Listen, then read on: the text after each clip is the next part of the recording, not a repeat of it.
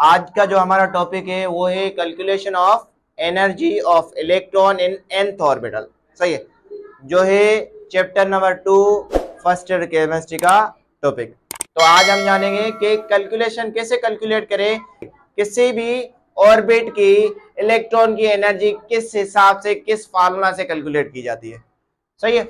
अब देखो ये क्या है कि इसमें यही स्टेटमेंट दी गई है कि हाइड्रोजन का कोई भी ऑर्बिट है ना एटम का, उसकी टोटल एनर्जी किसके बराबर होती है? वो बराबर होती है सम ऑफ, वो किसके बराबर होती है? Sum of kinetic plus potential energy. के हाइड्रोजन की किसी भी ऑर्बिट के इलेक्ट्रॉन की एनर्जी किसके बराबर होती है? वो सम होती है किसका? टोटल एनर्जी किसके बराबर होती है? ये मैंने फार्मूला लिखा हुआ है, total energy is equal to kinetic energy plus potential energy. देखो काइनेटिक एनर्जी का फार्मूला ये होता है के E is equal to 1/2 mv², आपने पढ़ा होगा। और पोटेंशियल एनर्जी का किसके बराबर होता है? mgh, mgh। और उसके अलावा पोटेंशियल एनर्जी किसके बराबर होती है? Force into displacement. अब देख लो, थोड़ा हम कैलकुलेशन या डेरिवेशन ड्राइव करें। पहली बात, potential energy for electron, potential energy किसके लिए कैलकुलेट करें? फॉर इलेक्ट्रॉन के लिए। ठीक है, पोटेंशियल एनर्जी मैंने आपको बता दिया किसके बराबर होती है? Force into displacement. सही है। एक चीज नोट करना कि यहां पर ये जो एनर्जी कैलकुलेट की जाती है, की जा रही है, किसकी की जा रही है? इलेक्ट्रॉन की। वो भी किसी भी ऑर्बिट की, किसी भी ऑर्बिट में इलेक्ट्रॉन मौजूद हो एटम के, उसकी एनर्जी कैलकुलेट कर रहे हैं। तो उसके हिसाब से जो पोटेंशियल एनर्जी है ना, फोर्स इनटू डिस्प्लेसमेंट, इलेक्ट्रॉन के हिसाब से जो फोर्स बराबर होता है, हमने पिछले लेक्चर में पढ़ा था, ठीक है, जिसमें हमने रेडियस की कैलकुलेशन की थी। उसमें अगर आपको याद हो तो फोर्स किसके बराबर था? F is equal to ZE²/4πε0। सही है। और R²। यहां पर जो मैंने फोर्स लिया है वो नेगेटिव लिया है। सही है। उसका मतलब क्या है कि देखो यहां पर क्या है? नेगेटिव इस वजह से आया है कि आपको ये पता होना चाहिए दो तरीके के फोर्स होते हैं, centripetal force and centrifugal force, toward the centre और आउटवर्ड द सेंटर। उसी की वजह से जो टुवर्ड द सेंटर होता है वो पॉजिटिव आता है, जो आउटवर्ड द सेंटर आता है वो नेगेटिव। ये डायरेक्शन को most of the cases represent करता है। इज इट क्लियर नाउ कि why negative sign is present here? क्योंकि पिछली रेडियस की कैलकुलेशन में आपको नेगेटिव साइन नजर नहीं आई थी। तो फोर्स किसके बराबर है? ZE²/4πε0r²। और डिस्प्लेसमेंट जो है ना, यहां पर हम एटम के बारे में पढ़ रहे हैं, तो डिस्प्लेसमेंट क्या होगा? जो डिस्टेंस होगा from nucleus to orbit, nucleus से लेकर ऑर्बिट, जिसको रेडियस कहते हैं हम, जिसको क्या कहते हैं? रेडियस। तो डी की जगह हम क्या रखेंगे? आर। तो देखो कैसे होगा कि पोटेंशियल एनर्जी, फोर्स की जगह मैंने रखा ZE²/4πε0r² मल्टीप्लाई बाय रेडियस की जगह क्या रखा? आर। आर से कैंसिल, तो पोटेंशियल एनर्जी फॉर इलेक्ट्रॉन, ठीक है, potential energy for electron in any orbit of atom, वो किसके बराबर है? ZE²/4πε0r। उसके बाद हम काइनेटिक एनर्जी मालूम करें किसकी? इलेक्ट्रॉन। सही, काइनेटिक एनर्जी ऑफ इलेक्ट्रॉन। सही है, फॉर एटम। तो काइनेटिक एनर्जी किसके बराबर होती है? ये मैंने आपको पहले ही बता दिया। किसके बराबर होती है? आपका वो बराबर होती है 1/2 mv²। अगर आपको याद हो, according to Bohr's equation, mv² किसके बराबर होता है? mv² बराबर होता है आपका ZE²/4πε0r। और ये मैंने यहाँ पे लिखा हुआ है। सही है, ये मैंने यहाँ पे लिखा हुआ है mv² is equal to ZE²/4πε0r।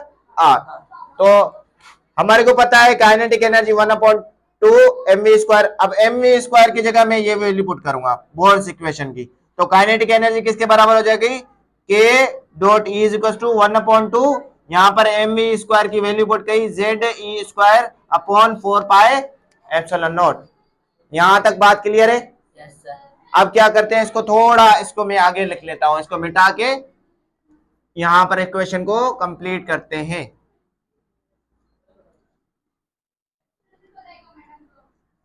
देखिए फाइनल हमने यहां पे छोड़ा था कि काइनेटिक एनर्जी किसके बराबर है आपके पास 1/2 ZE² अपॉन 4 पाई एप्सिलॉन। अब आगे देखते हैं काइनेटिक एनर्जी। अब इसको अब हम जब सिंप्लीफाई करेंगे तो ये हो जाएगा, ये 2 4 के साथ मल्टीप्लाई हो जाएगा, तो यहाँ पे आ जाएगा 8। तो ZE² is to 8 pi epsilon R। सही है। अब देखो टोटल एनर्जी किसके बराबर होती है, kinetic energy plus potential energy. Kinetic energy हमने देखो यहाँ पर पोटेंशियल हम एनर्जी क्या निकाली थी, हमने यहाँ पर निकाली थी, वो मैंने मिटा दी। सही। पोटेंशियल एनर्जी किसके बराबर थी, आपके आपके बराबर थी, ये थी पोटेंशियल एनर्जी और ये थी काइनेटिक एनर्जी, जो ये मैंने निकाली है, ये है काइनेटिक एनर्जी।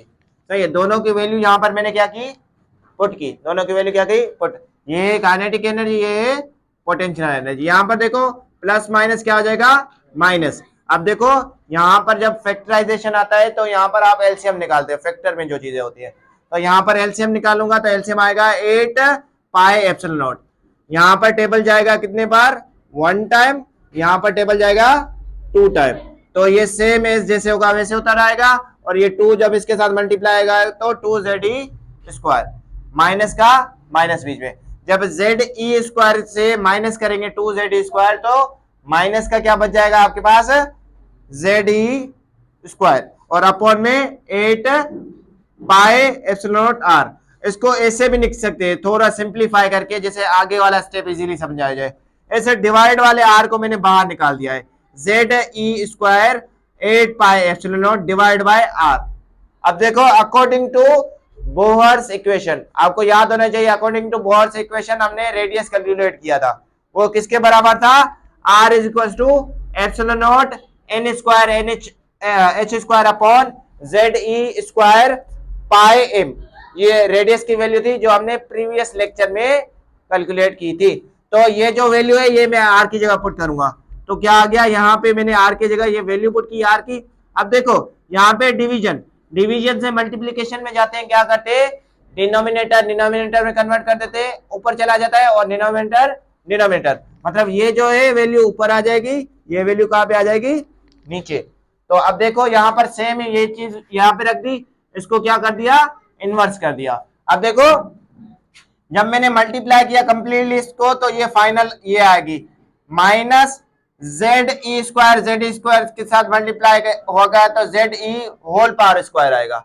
सही है। पाई का पाई सेम, m का m सेम, नीचे क्या आएगा 8 पाई, देखो एप्सिलॉन नॉट से मल्टीप्लाई एप्सिलॉन स्क्वायर, पाई सेम और n² सेम और h² सेम। अब देखो पाई पाई में कैंसिल आउट हो रहे हैं, ये कट गए, बाकी रिमेनिंग थिंग क्या बचेगी, minus ZE² whole power square m upon 8 epsilon naught n² h²।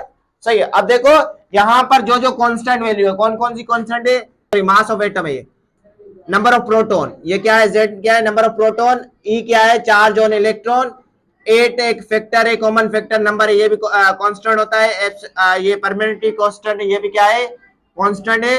Number of shell ये वेरी करते हैं, ये है प्लांक कांस्टेंट। जो जो वैल्यू कांस्टेंट है उसको k के साथ कांस्टेंट निकाल दिया मैंने, क्या निकाला, Z² E⁴ m upon 8 epsilon not square h²। ये सब इनकी फिक्स वैल्यू होती है, इन सब की क्या होती है, फिक्स्ड वैल्यू। अब इनकी जगह मैंने क्या किया, ये सबको निकाल दिया, k की वैल्यू रख दी, तो फाइनल टोटल एनर्जी किसके बराबर हो गई, total energy is equal to k multiply by 1 upon n²। ये थी final equation of total energy of electron in any orbit of atom. I hope so आपको सब क्लियर हो गया होगा ये। ठीक है। कोई भी question related to this topic, yes, कौन सा, ये देखो, ये अगर इसको ऐसे भी लिख दो ना, इसको क्या लिख दो, मैं आगे थोड़ा करके एक स्टेप बढ़ा दूं, k अपॉन n², तो भी फर्क नहीं पड़ता। सही है, तो भी फर्क नहीं पड़ता। n अपॉन में ना, इसलिए 1 अपॉन लिखते हैं हम, पता चले कि n डिवाइड पे।